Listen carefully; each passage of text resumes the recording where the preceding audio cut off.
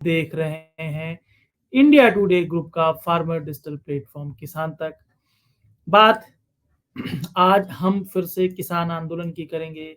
बात MSP guarantee कानून की करेंगे और इस एमएसपी गारंटी कानून में कांग्रेस की भूमिका की करेंगे, जिसमें कांग्रेस विपक्ष में रहकर भी कैसे एमएसपी गारंटी कानून को लागू करवा सकती है उस पर करेंगे।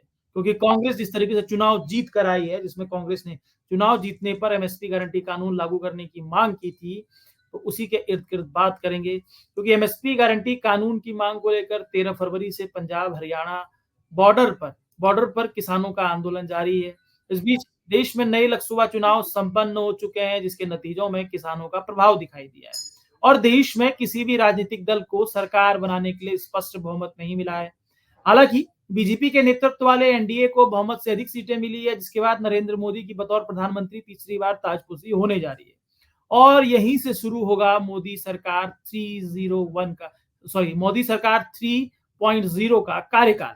लेकिन मोदी सरकार 3.0 के लिए सबसे बड़ी चुनौती किसानों से जुड़े मुद्दे होने वाले हैं, जिसमें एमएसपी गारंटी कानून का मुद्दा गले की फांस बनता हुआ दिखाई दे रहा है। अब मोदी सरकार 3.0 कैसे इन मुद्दों से निपटेगी, ये देखने लायक होगा। लेकिन कांग्रेस भी विपक्ष में रहकर भी एमएसपी गारंटी कानून को लागू करवाने में अहम भूमिका निभा सकती है। आइए समझते हैं कि क्यों और कैसे कांग्रेस विपक्ष में रहकर एमएसपी गारंटी कानून को लागू करवाने में अहम भूमिका निभा सकती है। इसके लिए सबसे पहले कांग्रेस का घोषणा पत्र और संसद में कांग्रेस की मजबूती की बात करते हैं। लोकसभा चुनाव 2024 कई मायनों में विशेष रहा है। इसमें एक विशेषता ये भी है कि ये चुनाव किसान केंद्रित रहा। मतलब किसान आंदोलन के बीच शुरू हुए लोकसभा चुनाव ने राजनीतिक दलों को किसानों के मुद्दों पर वादे करने के लिए राजनीतिक दलों को मजबूर कर दिया। इसी कड़ी में कांग्रेस ने अपने घोषणा पत्र में सत्ता में आने पर एमएसपी गारंटी कानून लागू करवाने की मांग किसानों से की है। इसके साथ ही कांग्रेस ने किसानों से कई और वायदे भी किए हैं। इन्हीं वादों का नतीजा है कि कांग्रेस इस लोकसभा चुनाव में 99 सीटों के साथ दूसरी सबसे बड़ी राजनीतिक पार्टी बनकर उभरी है। तो वहीं कांग्रेस के नेतृत्व वाला इंडी गठबंधन को भी 234 सीटें मिली हैं। इनमें कांग्रेस की सीटें भी शामिल है। मतलब लंबे समय के बाद सदन में कांग्रेस की मजबूती हुई है। तो वहीं इंडी गठबंधन यानी कि विपक्ष की जो सीटें हैं, और अगर उसको बहुमत के गणित के हिसाब से समझें तो ये विपक्ष की मजबूती को दर्शाता है। सदन के अंदर कोई भी कानून पास करवाने, कोई भी कानून को रोकने के लिए विपक्ष की मजबूत स्थिति यहाँ पर दिखाई देती है। कई लोग कह रहे हैं कि गठबंधन की सरकार मजबूरी होती है, लेकिन गठबंधन की जो सीट का जो गणित है, ये किसी भी कानून को पास करवाने में ये बहुत अहम भूमिका निभा सकता है, जिसमें एमएसपी गारंटी कानून को लेकर स्वीकार्यता दिखती है। अब कैसे कांग्रेस विपक्ष में रहकर एमएसपी गारंटी कानून को लागू करवा सकती है, उसके लिए हमें सबसे पहले राजस्थान में जब अशोक गहलोत मुख्यमंत्री थे और चुनाव से ठीक पहले उन्होंने जो घोषणा पत्र जारी किया था, जिसमें उन्होंने एमएसपी गारंटी कानून को लागू करवाने का वादा किया था, उसको समझना होगा। क्योंकि इस पूरे सवाल जो अभी तक था उसको डिकोड करने के लिए ये सबसे महत्वपूर्ण है। असल में ये सब जानते हैं कि किसी भी विपक्ष में जो संवैधानिक व्यवस्था है, उसमें विपक्ष के पास नियम बनाने के अधिकार नहीं होते हैं। विपक्ष कुछ नियमों के तहत चर्चा कर सकता है, घेराव कर सकता है, बहिष्कार कर सकता है, लेकिन नियम नहीं बनवा सकता है। ऐसे में कांग्रेस कैसे विपक्ष में रहकर एमएसपी गारंटी कानून बनाएगी, इस पूरे सवाल को डिकोड करने के लिए हम अगर कोशिश करें तो हमें अशोक गहलोत का राजस्थान चुनाव में अशोक गहलोत सरकार की तरफ से जारी किए गए घोषणा पत्र को देखना होगा, जो एमएसपी गारंटी कानून के मुद्दे पर कांग्रेस विपक्ष में बैठी कांग्रेस के पास एक मास्टर स्ट्रोक की तरह है। असल में कैसे, इस सवाल का जवाब राजस्थान में कांग्रेस का घोषणा पत्र है। इस घोषणा पत्र में राजस्थान के मुख्यमंत्री, तात्कालिक मुख्यमंत्री अशोक गहलोत ने यह वादा किया था, अगर वो दोबारा से सत्ता में आते हैं तो वो राज्य स्तर पर यानी कि राज्य स्तर पर एमएसपी गारंटी कानून बनाएंगे। और इसके साथ ही कांग्रेस राजस्थान जो है वो संभवतः देश का पहला राज्य हो जाएगा जहां पर एमएसपी गारंटी कानून लागू होगा। हालांकि उनकी वापसी नहीं हुई, सत्ता से वो बाहर हो गए, लेकिन कांग्रेस ने, इत्तेफाक है या कहूं कि रणनीति है, कांग्रेस ने ये जो लोकसभा चुनाव हुआ है ठीक उसके बाद 2024 में ये एमएसपी गारंटी कानून के मुद्दे के साथ लड़ा है। अब कांग्रेस को क्या करना होगा, जो गहलोत सरकार ने जो वायदा किया था उसको समझते हैं। कांग्रेस, क्योंकि राजस्थान विधानसभा चुनाव से पहले अशोक गहलोत ने किसानों से एमएसपी गारंटी कानून लागू करने का वादा किया था। हालांकि अशोक गहलोत चुनावी वैतरणी पार नहीं कर सके, लेकिन अशोक गहलोत का ये वादा मौजूदा वक्त में विपक्ष में बैठी कांग्रेस को एमएसपी गारंटी कानून लागू करवाने का फॉर्मूला उपलब्ध करवा सकता है, जिसके तहत कांग्रेस शासित किसी राज्य में एमएसपी गारंटी कानून लागू कर केंद्र सरकार पर दबाव डाला जा सकता है।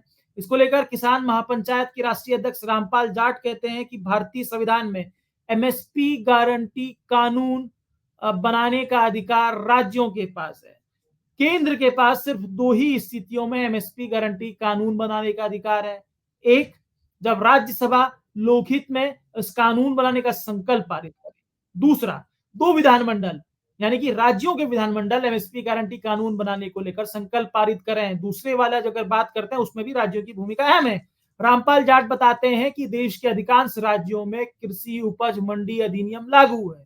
इस अधिनियम में यह प्रावधान है कि एमएसपी से नीचे फसल खरीद किसानों से नहीं होनी चाहिए।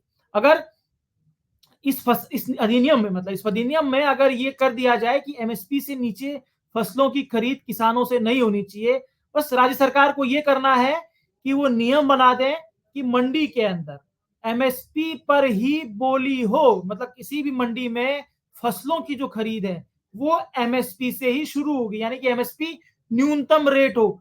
अगर ऐसा कानून या इस पूरे जो अधिनियम है, मंडी कृषि उपज मंडी अधिनियम जो है, उसमें अगर ये तय कर दिया जाए कि फसलों की खरीद एमएसपी से ही शुरू होगी, तो स्वाभाविक तौर पर स्वतः ही एमएसपी गारंटी कानून लागू हो जाएगा।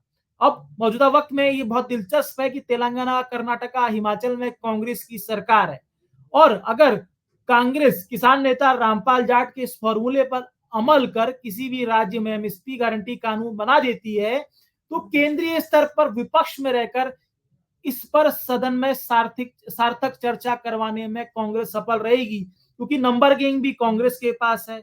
तो इन हालातों में जब किसी राज्य में एक मॉडल निकल कर आ जाएगा, तो कहीं ना कहीं केंद्र सरकार के पास कोई भी एक्सक्यूज नहीं रहेगा, कोई भी तर्क नहीं रहेगा।